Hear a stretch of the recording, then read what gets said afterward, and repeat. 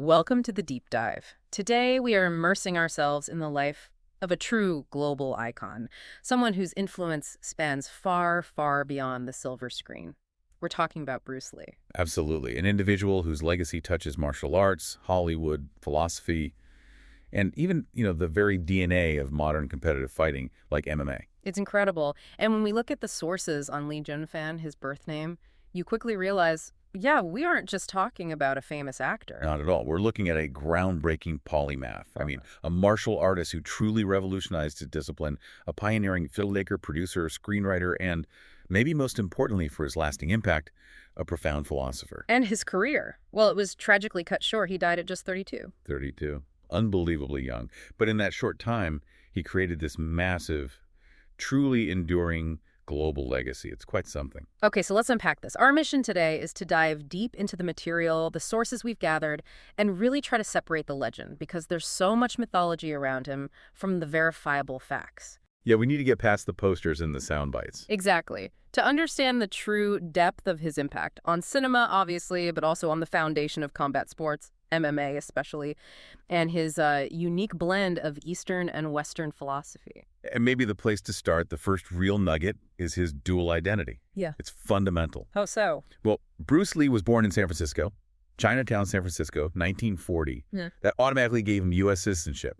It's called just solely the right of the soil. Okay, so American citizen by birth. Right. But, and this is the key, he was raised almost entirely across the Pacific in British Hong Kong. Ah, okay. So that foundation, that duality, American-born, Chinese-raised, it's absolutely critical. You have to understand the conflicts and the connections that shaped the man who eventually sort of bridged those two worlds. That makes sense. It sets the stage for everything else. Let's dig into those formative years then. So the 1940s, he's born right into the film world, really. His father, Li Hoi Chuen, was a very famous Cantonese opera singer and film actor. So exposure to performance was immediate?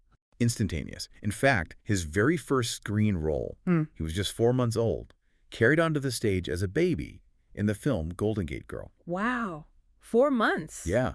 And this early visibility, this immersion, it led directly to his famous Chinese stage name, Li Sulong. Which means? Li the Little Dragon. And it wasn't just, a cool name. It was deeply symbolic. He was born in both the hour and the year of the dragon in the Chinese zodiac. Huh. Okay. So the Little Dragon nickname stuck. It absolutely did. And by the time he was a teenager, he'd already been in something like 20 films in Hong Kong. Yeah. Child actor. But the family story is more complicated than just a famous dad, right? The sources mention quite a bit of confusion or contradiction about his mother, Grace Ho. That's a fascinating aspect, and it really speaks to Hong Kong's complex colonial history and, his own identity puzzle. What's the story there? Well, the sort of standard narrative for a long time was that Grace Ho was half German Catholic. But later research, digging into records, brought up other possibilities. Some evidence points to her father being a man named Charles Maurice Bozeman, who's apparently a Dutch Jew, and her mother being Chinese. Other accounts suggest maybe her mother was English. It's murky. But regardless of the exact mix. Regardless, her family connections were immense. She's the half-niece of Sir Robert Hotung. The Hotung clan. That's huge in Hong Kong history. Enormously powerful. The absolute pinnacle of Hong Kong's wealthy, influential Eurasian elite. So Bruce Lee came from serious privilege, connected to this kind of mixed-race aristocracy. He did, which makes his teenage years even more striking. Yeah. Because this privileged kid was, by all accounts, a terrible student academically. And getting into trouble. Constantly. Serious trouble. Hong Kong in the 50s, especially Kowloon where he lived, was tough. Huge influx of refugees, lots of tension. Right. Lee wasn't hitting the books. He was involved in frequent, really violent gang fights, street fights, and those legendary Hong Kong rooftop fights. Right, the rooftop fights, that was a real subculture. A brutal one. And it was this constant fighting that finally pushed his father to insist he get formal martial arts training. Not for sport, but for discipline and, frankly, survival. So martial arts wasn't initially about art or philosophy for him. It was practical. Very much so. He started young, around age 7, learning Wu-style Tai Chi from his father. That's a softer style. Okay. But the real foundation, the one that stuck, was Wing Chun. He started learning under the legendary Grandmaster Ip Man. The Ip Man. The Ip Man. Although sources suggest that while Ip Man was his sifu, his master, a lot of the day-to-day instruction actually came from senior students, guys like Wang Shunlung and William Chung. Why was that? Apparently, Ip Man usually saved his most direct personal teaching for older, more advanced students. Mm. But here's where it gets really critical for understanding Li's later path. What's that? His ancestry. Because his mother had European heritage, some of Ip Man's other students actually tried to get him kicked out. They objected to teaching a non-pure Chinese person. Seriously, because he was mixed race. Yes. It sounds shocking now, maybe, but you have to remember the context. Chinese martial arts circles back then, especially post-Boxer Rebellion, were very protective, very insular. There were strong, unwritten rules against teaching secrets to non-Asians. Wow. So Li, being Eurasian, was immediately an outsider, a source of friction in that very traditional environment. It really set the stage for his lifelong rebellion against martial arts dogma. But despite that resistance, he clearly had talent. And it wasn't just Wing Chun, right? He was boxing, too. Oh, yeah. He wasn't limiting himself even then. Yeah. In 1958, he entered the Hong Kong Schools boxing tournament and just dominated. Knocked out the reigning champion, a British kid named Gary Elms, in the final. So already showing that cross-disciplinary aptitude. Absolutely. A natural fighter, pulling from different sources. Mm. But the street fighting eventually caught up with him in a big way. The final straw, the event that led to him being sent to America in 1959, wasn't just a scuffle. It was serious. He got into a rooftop fight, apparently with students from a rival school, and he beat up the son of a powerful, feared triad family. Oh, boy. Triads. Yeah. Beat him so badly one of his teeth got knocked out. The police got involved. His mother actually had to go down and sign papers taking legal responsibility. That sounds like a situation that could have escalated badly. Lethally. The threat of triad retaliation was very real. So, given the danger, plus his terrible school record and dim prospects for college in Hong Kong, his parents made a decision. Use the U.S. citizenship. Exactly. Time to leverage that San Francisco birth certificate. They sent him off to Seattle, where his older sister Agnes was already living. Gave him, what, $100? Just $100. Wow. Landed in Seattle, worked as a live-in waiter at a relative's restaurant. Eventually, he enrolled at the University of Washington. His major was officially drama. Interesting choice. Yeah, but his real passion, his intellectual curiosity, quickly gravitated towards philosophy and psychology. You could already see the thinker emerging alongside the fighter. So Seattle, this isn't just him running away from trouble anymore. This is where Bruce Lee, the teacher, the innovator, starts to emerge. Absolutely. It's a huge shift. He starts teaching martial arts pretty quickly. He called his style Jun Fan Gung Fu, basically Bruce Lee's Kung Fu. It was his take on Wing Chun, but already more dynamic, more personalized. And who was he teaching, given the resistance he faced back in Hong Kong? That's what's so telling. Remember how he was nearly barred because he was mixed race? The moment he starts teaching himself, he throws the doors wide open. To everyone. Everyone. His early students in Seattle were incredibly diverse racially. Jesse Glover, often cited as his very first student, was African-American. Taki Kimura, who became his first assistant instructor and a lifelong friend, was Japanese-American. This inclusivity was completely revolutionary for Chinese martial arts at that time. So already breaking the mold. And he wasn't just teaching Wing Chun straight, was he? He was innovating. Constantly tinkering, developing specific techniques that became iconic, like the one-inch punch. Ah, yes, the one-inch punch. Incredible power from no distance. Exactly. Pure kinetic linking and focus. And he was already looking outside Kung Fu, studying Muhammad Ali's footwork, for instance. Absorbing techniques from Western boxing, integrating them, building something new. And the wider martial arts world started to notice him around 1964. Yes, the 1964 Long Beach International Karate Championships. That was a major moment. He wasn't just performing katas, he was demonstrating his philosophy, his power, and maybe throwing down a gauntlet. What did he do there? He demonstrated the one-inch punch.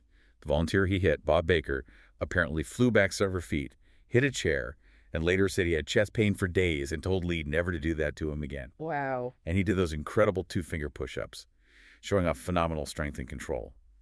But it wasn't just a show. He also used the platform to openly, quite aggressively, criticize traditional martial arts karate, classical kung fu styles. He argued they were too rigid, too formal, completely impractical for real street fighting. That must have ruffled some feathers. Oh, big time. Especially among the traditional Chinese martial arts community, particularly in Oakland, California, where he'd opened a second school. That criticism directly led to a very famous, very controversial confrontation. The fight with Wang Jackman. Exactly. The private match in Oakland, 1964. Wang Jackman was a respected master of several traditional styles, Xing Yi Quan, Northern Shaolin, Tai Chi. This fight, and more importantly, Lee's reaction to the fight became the absolute catalyst for his biggest innovation. Okay, so let's try to untangle this, because the stories about why it happened and what happened are totally different, right? Completely contradictory. You got two main versions. Lee's version, supported by his wife Linda and others close to him. What did they say? They claimed the traditional Chinese martial arts establishment in San Francisco issued an ultimatum. Stop teaching non-Chinese students, or face Wong Jack Man in a challenge match. If Lee lost, he'd have to shut down his school. Lee, being Lee, accepted the challenge. And the outcome, according to them, A decisive, quick victory for Lee. Linda Lee Cadwell described it as lasting maybe 3 minutes, ending with Lee getting Wong on the ground, pounding him, and Wong submitting. This version fits Lee's narrative perfectly. The young rebel challenging and defeating the old guard over tradition. okay. Now, what's Wong Jackman's side of the story? Totally different. Wong and his supporters vehemently denied there was ever any ultimatum about teaching non-Chinese people. Wong himself said he didn't care who Lee taught. So why the fight then? Wong claimed he only requested the match after Lee had been publicly boasting at a theater demonstration that he could beat any martial artist in San Francisco. Wong felt Lee needed the lesson in humility. And their version of the fight itself? Radically different. Not 3 minutes. They claimed it was a much longer, much tougher fight, lasting somewhere between 20 and 25 minutes. 25 minutes. That's an eternity in a real fight. Exactly. And they claim it didn't end with a decisive knockout or submission.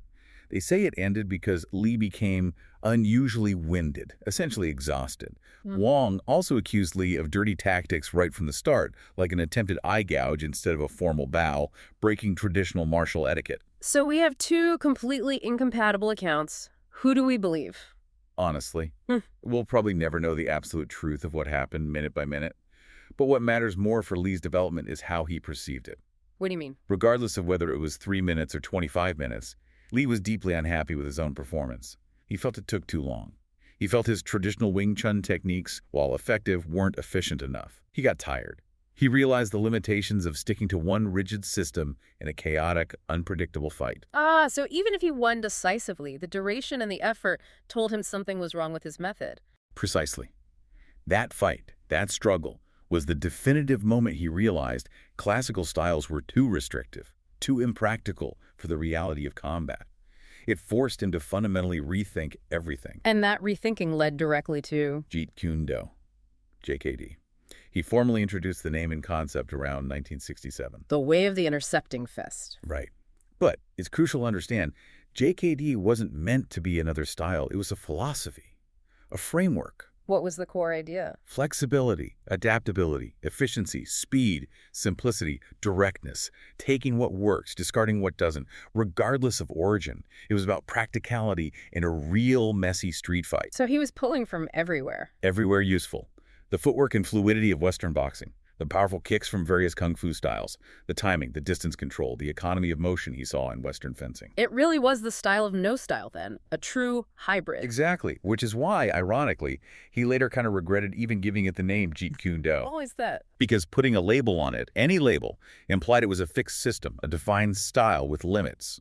And that was the exact opposite of his core philosophy. Which was about limitlessness. Precisely. You see it in the JKD emblem itself, the yin-yang symbol, surrounded by arrows indicating constant interplay and change, with those core Taoist-inspired phrases, using no way as way, and having no limitation as limitation. It was about liberation from fixed patterns. Okay, so Lee's solidifying his combat philosophy, Jeet Kune Do, and around the same time, mid to late 60s, he's making inroads into American television. Yeah, the big break there was The Green Hornet, 1966 to 67.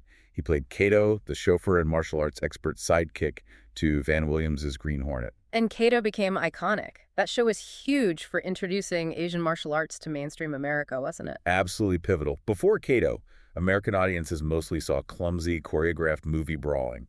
Lee brought authentic, lightning-fast, powerful kung fu to primetime TV.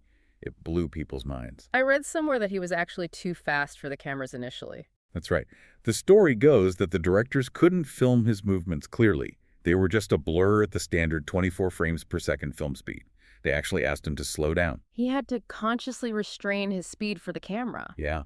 He had to find that balance, demonstrating his incredible skill, but making it, visible enough for the audience and the technology of the time. But he insisted on keeping the techniques authentic.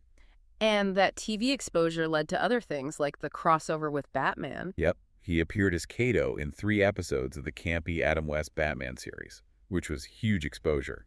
And during this Hollywood period, he also connected with other figures, like the legendary stuntman and martial artist Gene LeBell. Ah, judo, Gene LeBell, the grappling expert. Exactly. They became friends, trained together. Lee shared his striking expertise, and LeBell taught Lee a lot about grappling, throws, submission holds, catch wrestling, judo. Lee was always absorbing, always adding tools to his JKD toolbox. He's building a profile, showing incredible talent.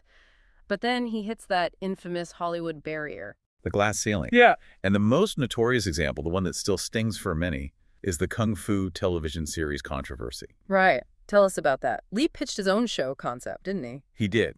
In 1971, he developed and pitched a concept called The Warrior. It was about a Chinese martial artist wandering the American Old West. A unique blend of Eastern philosophy and Western genre. Sounds familiar. Right. Soon after, Warner Bros. Launched the series Kung Fu, starring David Carradine as Kwai Chang Caine, a Shaolin monk wandering the American Old West. The similarities were striking. And they didn't cast Lee in the role he essentially created. Why not? The official reasons given by executives at the time were frankly pretty blunt. They felt his accent was too thick for American audiences, and crucially, that casting an ethnic Chinese actor in the lead role of a major network series was too much of a commercial risk. So racism, basically. Fear that mainstream America wouldn't accept an Asian lead. That was certainly the implication, whether stated explicitly or not. Yeah. Warner Bros. Later claimed they had independently developed an identical concept from other writers. But the role went to Carradine, who famously had zero martial arts background. That must have been devastating for Lee. It was undoubtedly a major disappointment, a huge slight.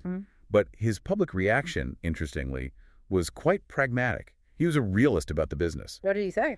He basically said he understood their risk assessment from a purely business perspective. He acknowledged the financial concerns about casting a non-white star. He even said something like, if the roles were reversed and an American star came to Hong Kong, he, as the money man, might have similar reservations about local acceptance. Wow. That's quite understanding, given the circumstances. It shows his grasp of reality, I think. But that rejection, that Hollywood ceiling, was ultimately what pushed him back to Hong Kong in 1971.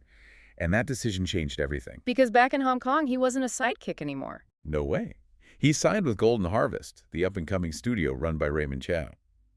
And his first film, back as the lead, The Big Boss, in 1971. It was an absolute sensation. An overnight star. Pretty much. It smashed box office records all across Asia, made him an instant superstar. He immediately followed it up with Fist of Fury in 1972, which broke the records the Big Boss had just set. What made these films so different? What was he doing that resonated so much? It was the realism of the action, combined with his incredible charisma.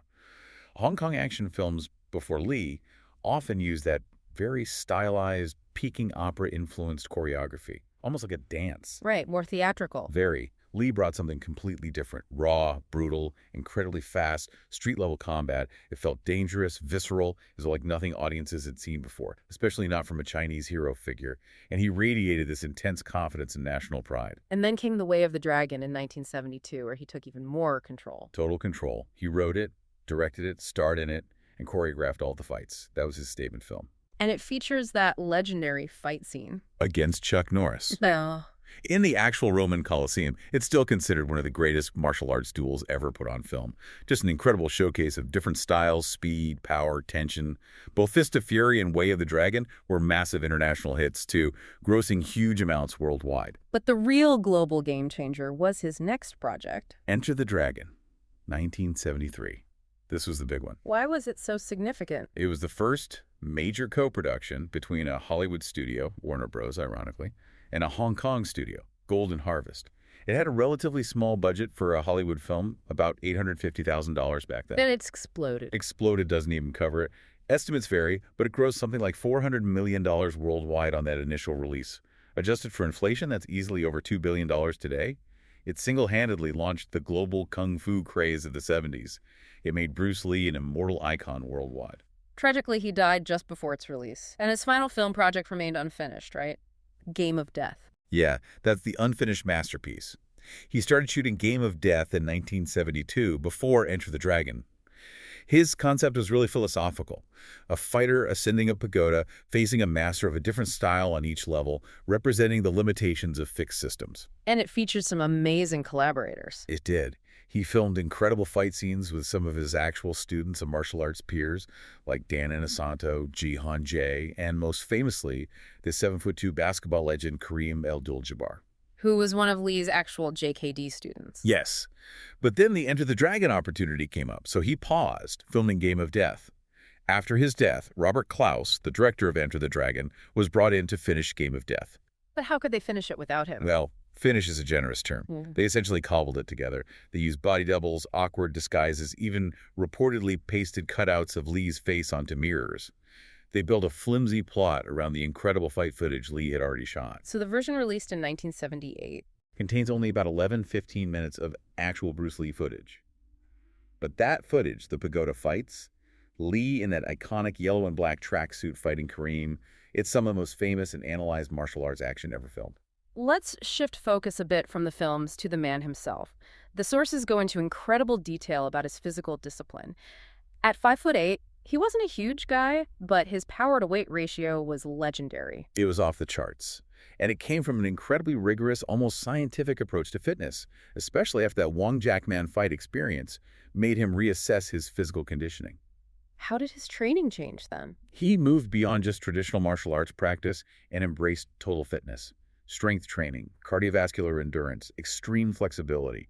He was one of the first martial artists to really integrate modern bodybuilding techniques. And this is key with a specific goal. Which was? Functional power, not just bulk. He deliberately avoided getting too muscle-bound, what he called overdone muscle mass. Why? Wouldn't more muscle mean more power? He believed excessive bulk would hinder his flexibility and, most critically, slow down his speed and reaction time. Everything was geared towards maximizing explosive power, agility, and elasticity.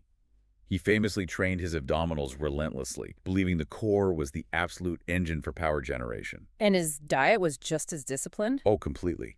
He treated his body like a high-performance machine, very strict about nutrition. He avoided junk food, refined flour, anything he considered empty calories. Lots of high-protein drinks, juices, vitamin supplements. I read he didn't like dairy. Yeah, apparently had a strong dislike for the taste or texture of milk, so he often used powdered milk in his protein shakes instead, always finding ways to optimize. We touched on his training with Jean LaBelle earlier. Can we talk more about how he integrated grappling? Because his films are so striking-focused. That's a really important point about JKD's philosophy in action. He was absolutely dedicated to being a complete fighter. He trained extensively in judo with practitioners like Fred Soto and Wally J in Seattle and California, learning throws, sweeps, joint locks. And the LaBelle connection brought in wrestling. Catch wrestling elements, yes.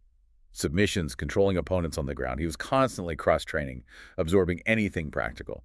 And you do see glimpses of it in his films.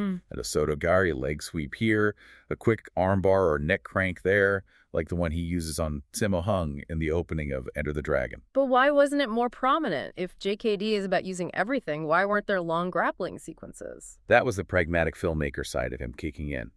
He reportedly felt that extended grappling exchanges just weren't visually distinctive enough for action cinema. Audiences, especially then, wanted the flashy kicks, the rapid-fire punches. So a balance between martial reality and cinematic spectacle. Exactly. He knew grappling was essential for real fighting. He trained it seriously. But for the screen, he prioritized the high-impact visuals of striking, using grappling more for transitions or quick, decisive finishes. Now let's talk about the mind behind the muscle. His physical discipline was incredible, but so was his intellectual life. He was a serious reader, a thinker. A voracious reader. His personal library was huge, spanning thousands of books, and incredibly diverse. He was reading Western philosophy, Plato, Descartes, Spinoza, Hume. The foundations of Western rationalism and empiricism. Right. But he was equally immersed in Eastern thought. Taoism, Lao Tzu, Chuang Tzu, Zen Buddhism, and he was deeply influenced by the Indian philosopher Jiddu Krishnamurti. Krishnamurti, how did he fit in? Krishnamurti emphasized self-knowledge, questioning all authority, and freeing the mind from conditioning and dogma. That resonated massively with Lee's own drive to break free from rigid martial arts traditions. So how did he weave all these different threads, Plato and Lao Tzu, Descartes and Zen, into a philosophy of combat? He saw martial arts, especially JKD, as ultimately a vehicle for self-discovery. All knowledge, he believed, ultimately leads to self-knowledge. Taoism gave him the concepts of flow, adaptability, yielding the be water idea. Western philosophy gave him the tools for critical analysis, for questioning assumptions, for justifying his break from tradition. So JKD wasn't just about fighting techniques, it was a metaphor for life. That's exactly how he framed it. Self-expression through movement, liberating oneself from limiting patterns, whether in combat or in thought. And where did religion fit into this? Was he spiritual? He was very clear about that, actually. He was explicitly an atheist. Really? Yes. In a well-known 1972 interview, when asked about his religious affiliation, his answer was simply, none whatsoever. Hmm. When the interviewer pressed, "You don't believe in God?" Lee replied, "To be perfectly frank, I really do not." That's quite definitive. It fits his overall philosophy. His focus was on the individual, on self-reliance, on empirical reality and direct experience, not on dogma or faith in the unseen. It put him at odds with more traditional hierarchical worldviews like Confucianism. And this drive for self-expression even extended to poetry. He wrote a lot of poetry, Mhm. often described as quite dark, intense, paradoxical, sometimes categorized as anti-poetry because it broke conventions. How did it connect to his martial arts? Linda Lee Cadwell, his wife, said his poems explored the deeper, less exposed recesses of the human psyche. The free verse style, the raw emotion, the lack of rigid structure, it perfectly mirrors the philosophy of JKD. It's no accident that his most famous quote, "Be formless, shapeless, like water," sounds exactly like a line of free verse poetry. It's all part of the same integrated philosophy of authentic self-expression. We have to talk about his death. Passing away at 32, at the absolute peak of his global fame, Yeah. it's still shocking. And it remains shrouded in mystery and controversy. It really does. And what many people forget, or maybe don't know, is that there was a major warning sign just 2 months before he died. What happened then? On May 10th, 1973, while he was doing ADR, basically dialogue replacement work, for Enter the Dragon in a hot dubbing room, he suddenly collapsed. It collapsed. Yeah. He experienced violent convulsions, seizures, severe headaches. He was rushed to the hospital unconscious. Doctors there diagnosed him with cerebral edema, severe swelling of the brain. Cerebral edema, brain swelling. His brain had swelled significantly, from a normal weight of around 1,400 grams to nearly 1,575 grams. It was life-threatening. They managed to save him by administering mannitol, a drug that reduces swelling. So he'd already suffered the exact condition that would eventually kill him just 2 months earlier. Exactly, which makes his actual death on July 20, 1973, even more tragic, perhaps. Let's walk through the timeline of that day, based on the official accounts. Okay. He spent the afternoon working, met with producer Raymond Chow around 2 p.m. They were discussing the script for Game of Death. Around 4 p.m., they drove together to the apartment of Betty Ting Pei, a Taiwanese actress who is set to co-star in the film. To continue working on the script. Yes. They worked for a few hours. Then around 7:30 p.m., Lee complained of a headache. Just a headache. Apparently so. Betty Ting Pei gave him a prescription painkiller tablet called Equigesic. It's a combination drug containing aspirin and a tranquilizer called meprobamate. He took the pill and went to lie down for a nap. And he never woke up. Raymond Chow left Ting Pei's apartment shortly after Lee lay down, arranging to meet him later for dinner with actor George Lazenby to discuss his potential role in Game of Death. When Lee didn't show up, Chow went back to Ting Pei's apartment around 9:45 p.m. And found him. Found him unresponsive. They couldn't wake him. They called the doctor, who tried resuscitation for about 10 minutes, but couldn't revive him. Lee was rushed by ambulance to Queen Elizabeth Hospital, but he was declared dead on arrival. Just like that. So what was the official cause of death determined by the coroner? The official verdict, delivered after an inquest led by senior British pathologist Donald Tier, was death by misadventure. Misadventure. What did that mean in this context? Tier concluded the cause was acute cerebral edema, that same brain swelling he'd experienced in May, resulting from a hypersensitive allergic reaction to one or more of the compounds in the Equigesic tablet he took, likely the meprobamate component. An allergic reaction. But hadn't he taken that drug before? That was immediately the controversial part. Yes, sources indicated he had taken Equigesic previously without any apparent ill effects. So a sudden, fatal allergic reaction seemed unlikely to some. And there was the cannabis finding too, right? That fueled a lot of speculation early on. It absolutely did. Traces of cannabis were found in his stomach and intestines during the autopsy. The Hong Kong tabloids ran wild with drug overdose theories. But pathologist Hare, who was very experienced, was adamant in his testimony. What did he say about the cannabis? He stated very clearly that linking the cannabis to the cause of death, the cerebral edema, would be, in his words, irresponsible and irrational. He saw no physiological connection. That finding was later backed up by another independent pathologist at the inquest. But given his almost mythical status, the official verdict didn't stop the conspiracy theories. Not a chance. The sudden death of such a vibrant icon, the theory started immediately and have never really stanked. Triad assassination, a delayed reaction from a fight injury, poisoning by rivals, even a mystical dim maggot death touch, or a family curse. All sorts of sensational ideas. Exactly. They often overshadowed the more complex medical possibilities for decades. Okay, so let's move beyond the initial verdict and the wild rumors.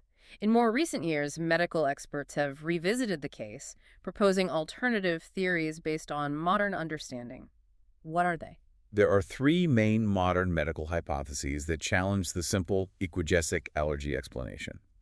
The first emerged around 2018, the heat stroke theory. Heat stroke causing brain swelling. Precisely. Hyperthermia. This theory connects back to Lee's known intensity, his tendency to push himself physically, potentially leading to overheating. But there's a specific factor here. What's that? In 1972, Lee had apparently undergone surgery to remove the sweat glands from his armpits. Why would he do that? Reportedly because he thought underarm sweat stains looked bad on film. He was very conscious of his image. So removing sweat glands, that would impair his body's ability to cool itself. Significantly. So the theory is, intense exertion, maybe dehydration, combined with this surgically reduced ability to thermoregulate, could have led to heat stroke, causing the fatal cerebral edema, a potential link between vanity and physiology. Okay, that's one theory. What's the second, more recent one from 2022 about hyponatremia? Right, hyponatremia. This one's a bit more complex, but it's gained traction. Hyponatremia basically means having too little sodium salt in your blood, usually because you've consumed excessive amounts of water without replacing electrolytes. So drinking too much water can be dangerous. It can be fatal. If your kidneys can't excrete the excess water fast enough, your body's fluids become diluted, causing cells to swell, including brain cells. That leads to cerebral edema. And how would that apply to Lee? The researchers proposing this point to several factors. Lee's known high fluid intake, possibly including lots of water or special liquid diets.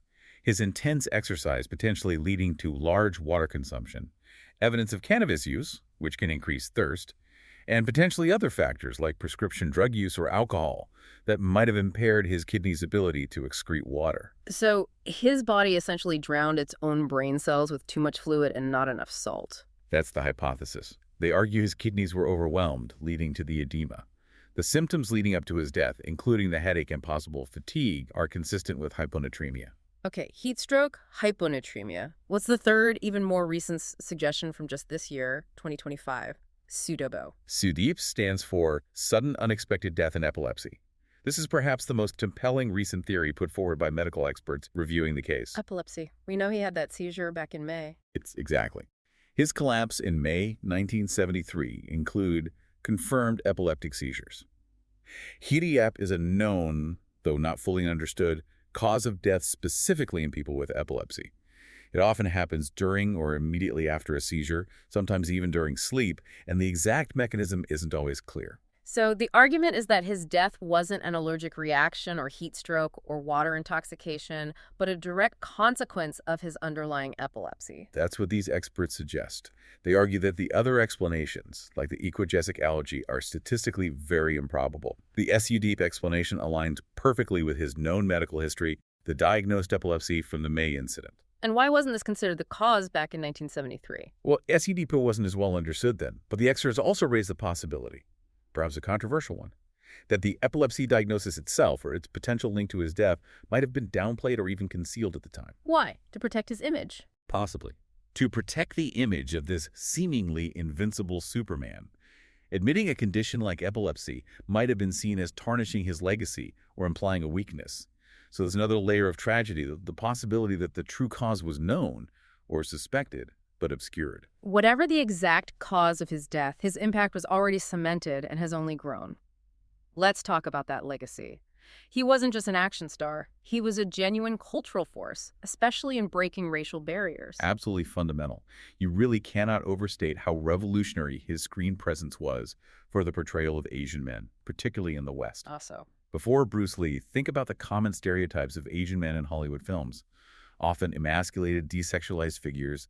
The Fu Manchu villain, the subservient houseboy, the comical laundry worker. Right. Very limited and often negative roles. Lee smashed those stereotypes to pieces. He presented an Asian man who was powerful, charismatic, disciplined, intelligent, undeniably masculine, and, yes, sexy. He projected this incredible confidence and pride in his Chinese heritage and made it cool, made it powerful for a global audience.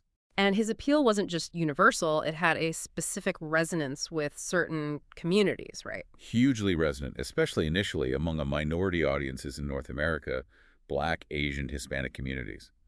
Rapper LL Cool J famously talked about how Lee was one of the very first non-white heroes he saw on screen as a kid who was just kicking ass, dominating. For many Black Americans in the 70s, Lee was second only to Muhammad Ali in terms of heroic stature. He offered a powerful image of non-white strength and defiance. Beyond representation, his impact on martial arts itself is profound. He's often called the father of mixed martial arts. Is that accurate? I think it's entirely accurate. And you don't just have to take my word for it. Dana White, the president of the UFC, has explicitly called Bruce Lee the father of mixed martial arts. Why? What's the direct connection? It's his core philosophy, Jeet Kune Do. The idea of using no way as way, of taking useful techniques from any style, boxing, wrestling, kung fu, fencing, whatever works, and discarding the limitations of rigid traditional systems. That is the philosophical bedrock of modern MMA. JKD was arguably the first truly open-source approach to combat. So he was advocating for mixing styles long before the UFC existed. Decades before. He wasn't just theorizing, he was doing it, training it, embodying it. He directly inspired the pioneers of American kickboxing, guys like Joe Louis and Benny Urquidez, who trained with him or were heavily influenced by him. And that influence extends right up to today's top fighters. Absolutely. You see modern UFC champions like John Jones using techniques Lee popularized, Yeah. like the oblique kick to the knee, a classic JKD weapon. Conor McGregor has openly cited Lee as an inspiration and even compared his own adaptable style to Lee's philosophy, saying Lee would have been a champion in the UFC. The lineage is undeniable. His influence seems to seep into almost every corner of popular culture, too. Comics. Stan Lee himself, the Marvel Comics legend, called Bruce Lee a superhero without a costume. He said Lee was the inspiration for Marvel's first major martial arts heroes, Shang-Chi and Iron Fist. Stan Lee basically credited Bruce Lee as the originator of that whole archetype in Western comics. Video games as well. Oh, fundamentally, the entire beat-em-up and fighting game genres owe a massive debt to his films. The very first side-scrolling beat-em-up, Kung Fu Master from 1984, was directly based on the pagoda structure of Game of Death. And Street Fighter. The whole concept of Street Fighter, an international tournament bringing together fighters with diverse styles from around the world, is lifted straight from the plot structure of Enter the Dragon. That film basically provided a template for nearly every fighting game that followed. It's incredible. Even things like breakdancing. Yeah. Early B-boys, pioneers, like the rock-steady crew, have talked about being inspired by Lee's dynamic movements. His athleticism, specific power moves like the windmill, have been linked back to his influence. And parkour, too. The Yamakasi, the French founders of parkour, cited Lee's philosophy of movement, efficiency, overcoming obstacles, and his martial arts discipline as a major inspiration. They even called him their unofficial president. It's just staggering how wide his influence spread. And he received formal recognition, too, like being named one of Time magazine's most important people of the 20th century. Deservedly so. But maybe one of the most unusual and telling tributes is that statue of him in Mostar, Bosnia and Herzegovina. Right, why Mostar? That seems unexpected. It was erected in 2005, actually unveiled the day before the famous one in Hong Kong.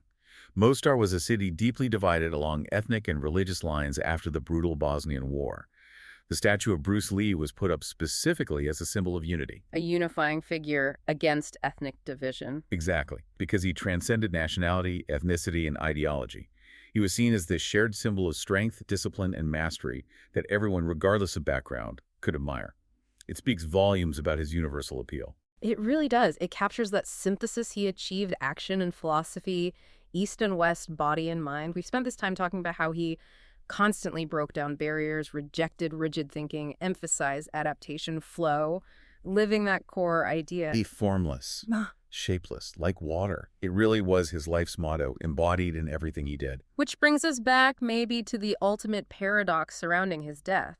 Here's a man whose entire philosophy revolved around adaptation, fluidity, overcoming limitations. Yeah. Yet he was ultimately brought down by the sudden, unexpected rigidity, the catastrophic failure of his own body, and perhaps by the limitations of medical science at that time to fully understand or diagnose what was happening to him. It's a profound irony. Yeah. He preached being like water, adaptable, but his own physiology encountered a fatal block, a fatal swelling. And even now, 50 years later, as we've discussed, the exact reason why is still being debated, still being uncovered by modern science.